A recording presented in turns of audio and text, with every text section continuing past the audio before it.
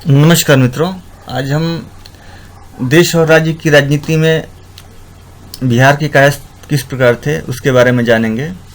तो शुरू करते हैं।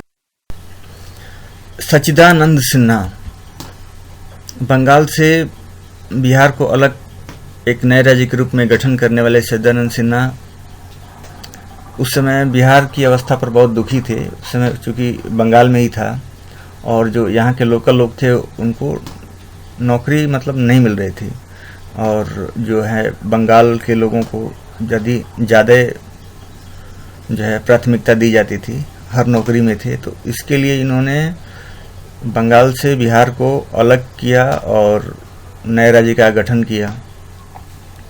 तो ये इनका योगदान रहा है और ये संविधान सभा के पहले अध्यक्ष रहे हैं। तो इंग्लैंड से पढ़ाई करके आने के बाद इन्होंने बंगाल से अलग बिहार राज्य का गठन करवाया था। सच्चिदानंद सिन्हा 1910 के चुनाव में 4 महाराजाओं को परास्त कर केंद्रीय विधान परिषद में प्रतिनिधि निर्वाचित हुए थे आज़ादी के पहले।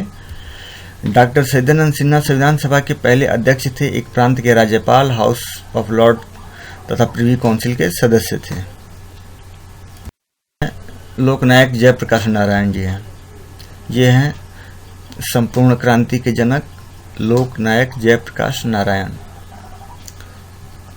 तो ये संपूर्ण क्रांति के जनक लोकनायक जयप्रकाश नारायण जो है क्रांति करके इंदिरा सरकार को उखाड़ फेंका था इमरजेंसी के दौरान। तो लोकनायक जयप्रकाश नारायण के जन्म 11 अक्टूबर 1902 और मृत्यु 8 अक्टूबर 1979 में हुई थी। 1939 में उन्होंने द्वितीय विश्व युद्ध के दौरान अंग्रेज सरकार के खिलाफ लोक आंदोलन का नेतृत्व किया था, जिसमें अंग्रेज सरकार को किराया और राजस्व रोकने के अभियान चलाए। इस वजह से उन्हें गिरफ्तार कर लिया गया था और 9 महीने की कैद की सजा सुनाई गई थी। तो 1939 में इन्होंने अंग्रेजों को कर देने से मना कर दिया था कि किसी तरह का कर कोई नहीं देगा, किसी तरह का कोई राजस्व नहीं देगा, देश हमारा है तो हम अंग्रेजों को कर क्यों दें। तो इस आंदोलन के लिए इनको 9 महीने की सजा हुई थी, फिर छूट गए।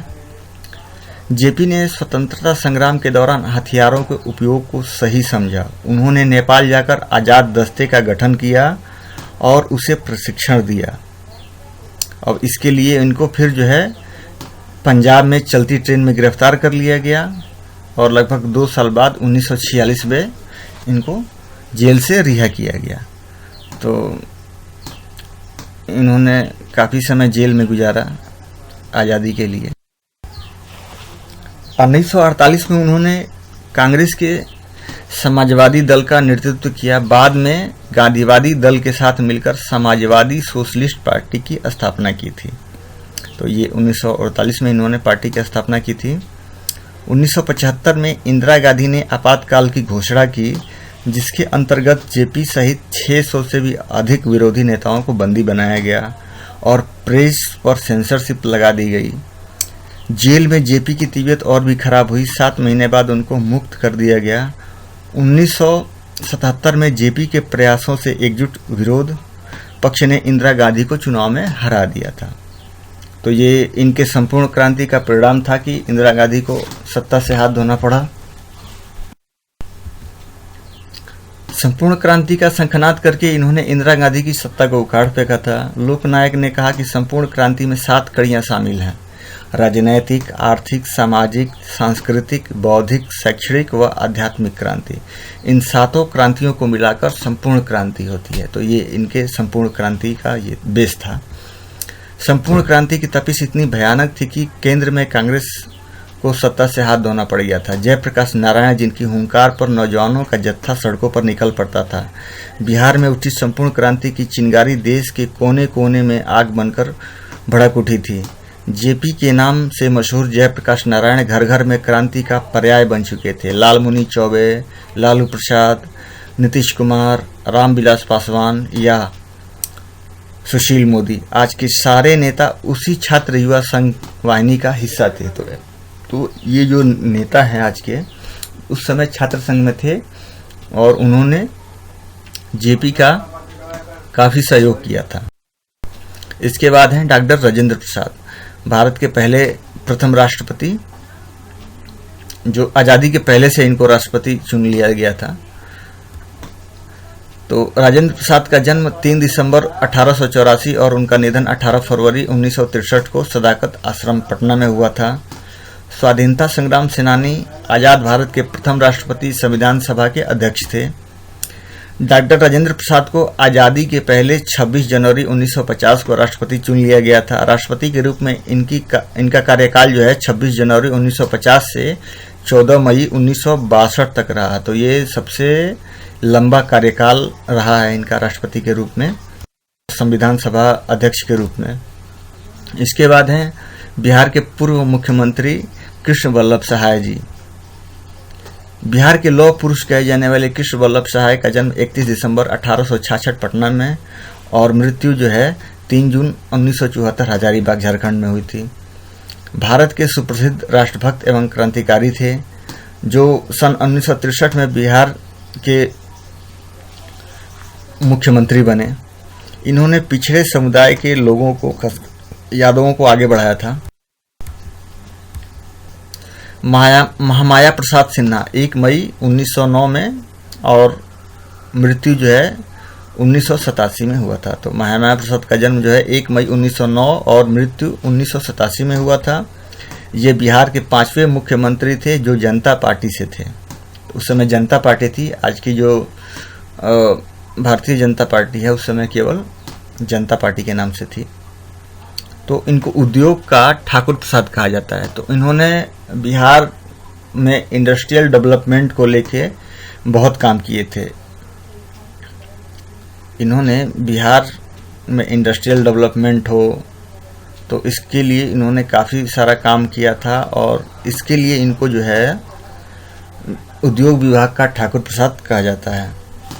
आज के भारत सरकार में भाजपा के मंत्री और आईटी मिनिस्टर रविशंकर प्रसाद जो हैं, इनके पुत्र ये हैं जयशंकर प्रसाद, पूर्व मुख्यमंत्री के पुत्र हैं और वर्तमान में आईटी मिनिस्टर हैं। जयशंकर प्रसाद बिहार के पूर्व मुख्यमंत्री महामाया प्रसाद सिन्हा के पुत्र हैं। एक वकील के रूप में इन्होंने अपनी कैरियर की शुरुआत की थी। लालू प्रसाद यादव के विरुद्ध कुख्यात चारा घोटाले और कोलतार घोटाले में जनहित याचिका पर बहस करने वाले प्रमुख वकील थे। वर्तमान में भाजपा से केंद्र में संचार एवं सूचना प्रौद्योगिकी मंत्रालय का कार्यभार संभाले हैं। आईटी मिनिस्टर ये हैं रविंद्र किशोर सिन्हा। रविंद्र किशोर सिन्हा भाजपा के सीनियर नेता हैं और कई बार पटना से सांसद रह चुके हैं। इनकी सिक्योरिटी एंड इंटेलिजेंस नाम की कंपनी है जो भारत तथा ऑस्ट्रेलिया में सेवाएं प्रदान करती है। इनके पुत्र का नाम है ऋतुराज सिन्हा। तो ये हैं ऋतुराज सिन्हा, आर.के. सिन्हा के पुत्र। बिहार के युवा नेता और भाजपा के प्रदेश मंत्री ऋतुराज सिन्हा रविंद्र किशोर सिन्हा के पुत्र हैं। अब जानते हैं यशवंत सिन्हा के बारे में। इनका जन्म 6 सितंबर 1937 को हुआ था। तो इन्होंने अपनी कैरियर की शुरुआत प्रशासनिक सेवा से की थी। ये जो है सब डिविजनल मजिस्ट्रेट तथा जिला मजिस्ट्रेट के रूप में कार्य किया था इन्होंने। उसके बाद बिहार सरकार के वित्त मंत्रालय में 2 वर्ष तक अपर सचिव तथा उप सचिव रहने के बाद उन्होंने भारत सरकार के वाणिज्य मंत्रालय में उप सचिव के रूप में कार्य किया।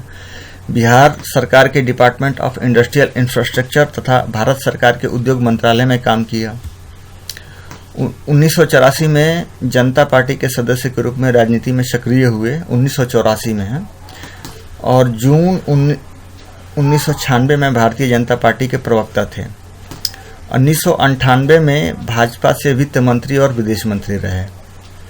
तो ये है, अभी पार्टी उन्होंने छोड़ दिया है। ये हैं जयंत सिन्हा। जयंत सिन्हा जो है यशवंत सिन्हा के पुत्र हैं। जयंत सिन्हा पूर्व विदेश मंत्री यशवंत सिन्हा के पुत्र और आईटी कंपनी के मालिक हैं। सॉफ्टवेयर कंपनी है इनकी। तो मई 2014 में भाजपा से हजारीबाग लोकसभा सीट से सांसद निर्वाचित हुए थे। जयंत सिन्हा आईआईटी दिल्ली से बैचलर हैं और हार्वर्ड बिजनेस स्कूल से MBA किए हैं इन्होंने।